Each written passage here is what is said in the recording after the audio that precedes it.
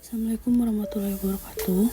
Perkenalkan, nama saya Relani Anindya Indrasari dengan NPM 10221118 dari kelas C2 Akuntansi. Di sini saya akan memaparkan evaluasi tengah semester dengan mata kuliah Pendidikan Agama dengan dosen pengampu Dr. H.M. Budi Jatmiko. Yang pertama, saya akan menjelaskan Ta'rifatul Quran atau mengenal Al-Quran. Ta'rifatul Quran setelah mengenai Allah ada pada pokok bahasan pertama, mengenal Rasul pada pokok bahasan kedua, mengenai Islam pada pokok bahasan ketiga, dan mengenai manusia merupakan sasaran dakwah, maka pada pembahasan kali ini akan dikupas mengenai Al-Quran, kitabu dakwah sekaligus dustur kita. Mengenai Al-Quran akan dimulai dari definisi yang diutarakan pada ulama Quran, kemudian nama-namanya, konsekuensi iman kepadanya, bahaya melupakannya, dan syarat mendapatkan manfaat darinya. Selanjutnya, sifat-sifat Al-Quran. Terdapat kitab suci, kalamullah, petunjuk, keabadian, bahasa Arab, permata hikmah, mukjizat, dan relasi.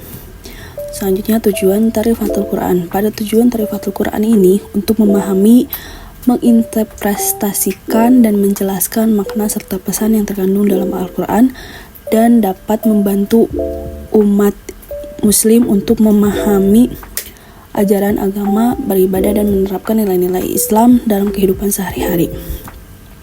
Selanjutnya, manfaat Al-Quran. Terdapat ketenangan pemikiran, petunjuk hidup, penyembuhan rohani, peningkatan kesabaran, peningkatan etika, inspirasi dan motivasi, dan panduan moral. Selanjutnya, Al-Quran disampaikan secara mutawatir sehingga terpelihara asalahnya atau hadisnya.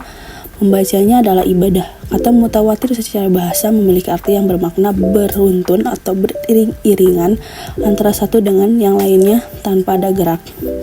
Selanjutnya ada hadis mutawatir. Yang pertama ada hadis lafzi dengan disusun redaksi yang persis sama. Contohnya, siapa yang sengaja berdusta terhadapku, maka hendaklah dia menduduki tempat duduknya dalam neraka. Selanjutnya ada hadis maknawi, hadis yang makna umumnya sama walaupun berbeda redaksinya dan berbeda perinciannya. Contohnya, perihal mengangkat tangan untuk berdoa. Selanjutnya ada asma-asma Al-Quran. Asma-asma Al-Quran adalah Al-Quran secara bahasa adalah bacaan. Al-Quran menurut istilah adalah wahyu yang diturunkan Allah kepada Nabi Muhammad SAW melalui malaikat Jibril secara berangsur-angsur. Yang pertama ada Al-Huda atau petunjuk. Al-Huda berarti petunjuk ini sesuai dengan fungsi dan peranan Al-Quran, yakni memberi petunjuk, tuntunan, panduan, pedoman, serta arahan bagi seluruh umat muslim. 2. Al-Furqan atau pembeda. Pembeda yang benar dan yang salah. Al-Quran memberikan petunjuk kepada kita bagaimana membedakan hal-hal yang baik dan buruk, yang haram dan yang halal, yang benar dan yang salah. Selanjutnya ada Al-Zikir atau memberi peringatan. Al-Quran memperingati manusia tatkala lengah, mengingatkan kita dari jalan yang salah, dan menunjukkan kepada jalan yang benar. Selanjutnya, mau'izah atau dan sifa. Mau'izah atau nasihat yang disampaikan dalam mengajak orang lain kepada kebaikan haruslah nasihat yang hasanah, yaitu yang baik. Syifa yang berarti penyembuh. Al-Quran memang diturunkan oleh Allah kepada Rasulullah SAW untuk mengobati penyakit hati manusia.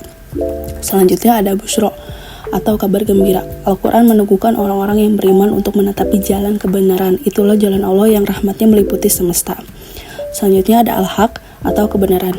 Al-Quran mengandung kebenaran yang tidak ada keraguan sama sekali di dalamnya, yang terkandung bukti kekuasaan Allah dan Rasul dan pedoman hidup manusia.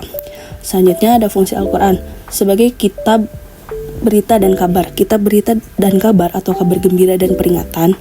Pada kabar gembira bahwa bagi mereka yang menaati dan menghargai Al-Quran akan mendapat surganya Allah. Sedangkan akan menjadi peringatan dan kabar penghukuman bagi mereka yang mengingkari dan menistakannya. Selanjutnya ada sebagai pedoman hidup. Al-Quran telah memuat seluruh pedoman yang dibutuhkan manusia berupa akidah, ibadah, hukum, dan muamalah, akhlak, politik, ekonomi, dan permasalahan-permasalahan lainnya. Selanjutnya sebagai kitab ilmu pengetahuan. Al-Quran adalah dasar hukum Islam, memiliki fungsi sebagai ilmu pengetahuan.